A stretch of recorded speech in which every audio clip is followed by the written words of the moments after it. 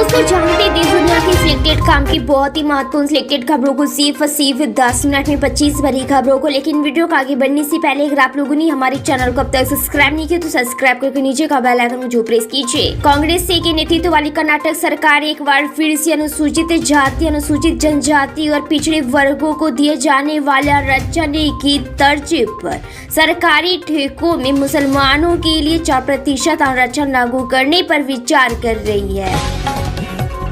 प्रधानमंत्री नरेंद्र मोदी 7 से 8 मार्च को 2 दिवसीय गुजरात दौरे पर जाएंगे। वो शुक्रवार को दिल्ली से सूरत पहुंचेंगे, जहां लिंबायत इलाके के नीलगिरी ग्राउंड में एक कार्यक्रम में हिस्सा लेंगे। मंत्री अजय शंकर के पीओके वाले बयान को लेकर जम्मू कश्मीर के सीएम उमर अब्दुल्ला ने केंद्र सरकार पर जमकर निशाना साधा। उन्होंने जम्मू कश्मीर विधानसभा में बोलते हुए कहा कि पीओके को वापस लाने से किसने रोका है। जब कारगिल युद्ध में मौका मिला था तब पीओके को वापस क्यों नहीं लिया। दिल्ली सरकार की महिलाओं को 2500 रुपए हर महीने देने वाली योजना को लेकर नई जानकारी सामने आ रही है। एक मीडिया रिपोर्ट के मुताबिक इस योजना के लिए केवल उन्हीं महिलाओं को मिलेगा जिनके घर की सालाना आय 3 लाख रुपए से कम है, जो टैक्स के दायरे में नहीं आती है। बिहार में 8 महीने के बाद विधानसभा चुनाव होने हैं, लेकिन सियासी दाव और समीकरण अभी से सेट किए जाने लगे हैं। बिहार सत्ता से 4 दशक से बाहर कांग्रेस आरजेडी के सहारे अपने खिसके हुए जनाधार को वापस पाने की वकायत में है, लेकिन अब आत्मनिर्भर बनने की वकायत में है। कांग्रेस नेता उदित राज ने बसपा सुप्रीमो मायावती द्वारा अपने भतीजे आकाश आनंद को पार्टी से निकाले जाने की होने की आलोचना की है। उदित राज ने दावा किया है कि यह कदम दिखाता है कि बसपा पर भाजपा का नियंत्रण है। बिहार विधानसभा के नेता प्रतिपक्ष और पूर्व डिप्टी सीएम तेजस्वी ने प्रेस कॉन्फ्रेंस कर सीएम नीतीश कुमार पर जमकर निशाना साधा। उन्होंने नीतीश कुमार को मुख्यमंत्री पद के लिए अयोग्य बताया। लोकसभा में विपक्ष के नेता राहुल गांधी ने मुंबई में धारावी चमड़ा हब का दौरा किया और चमड़ा उद्योग के श्रमिकों से बातचीत की। राहुल गांधी ने इस श्रमिकों को समस्याओं को समझने की कोशिश की।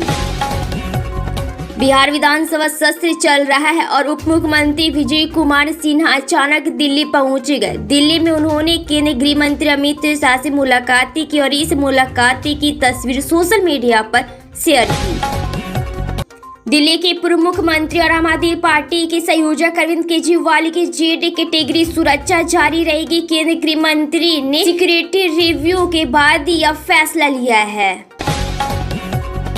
केंद्र की मोदी सरकार जल्द ही बड़ा फैसला कर सकती है। बुधवार को हुई कैबिनेट की बैठक में कुछ अहम विषयों पर चर्चा हुई है, जिसमें केंद्र शासित प्रदेश लद्दाख में आरक्षण बढ़ाने को लेकर बात हुई है। जम्मू कश्मीर आरक्षण अधिनियम में संशोधन के जरिए केंद्र सरकार लद्दाख की सरकारी नौकरियों में अनुसूचित जनजातियों एसटी के लिए आरक्षण बढ़ाकर 85% करने की बात हुई है। राष्ट्रीय स्वयंसेवक संघ आरएसएस के नेता भैयाजी जोशी ने मराठी के बारे में बातें करते हुए कहा कि मुंबई में एक भाषा नहीं है, इसलिए यह कहा गया है कि मुंबई आने या यहाँ रहने के लिए मराठी सीखने की कोई भी आवश्यकता नहीं है। प्रधानमंत्री नरेंद्र मोदी ने 7 लोक कल्याण मार्ग स्थित आवास पर सहकारिता क्षेत्र की प्रगति की समीक्षा के लिए एक उच्च स्तरीय बैठक की अध्यक्षता की।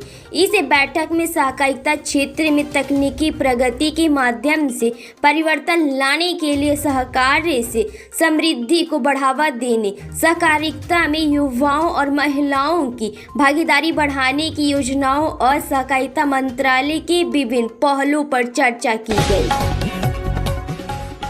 मुख्यमंत्री योगी आदित्यनाथ ने यूपी विधानसभा में प्रयागराज महाकुंभ को लेकर जिस नाविक परिवार के 30 करोड़ रुपए कमाने का दावा किया था वह हिस्ट्री शीटर निकाला है। महाकुंभ में 30 करोड़ की कमाई करने वाले पिंटू महारा के खिलाफ हत्या के प्रयास और रंगदारी मांगने समेत गंभीर किस्म की 21 क्रिमिनल केस दर्ज है।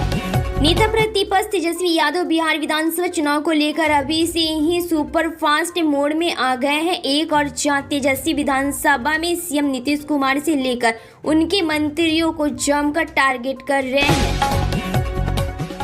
बिहार विधानसभा में बजट सत्र का आज 5वां दिन है और बिहार विधानसभा में बजट सत्र के दौरान बिहार के डिप्टी सीएम सम्राट चौधरी ने विपक्ष को जवाब देते हुए लालू के कार्यकाल में प्रदेश में क्या होता था इसके बारे में भी बताया। उत्तर प्रदेश के मुख्यमंत्री योगी आदित्यनाथ ने भारत के विकसित में युवाओं के महत्व पर जोर देते हुए राज्य में 10 लाख युवा उद्यमियों को तैयार करने की योजना की घोषणा की।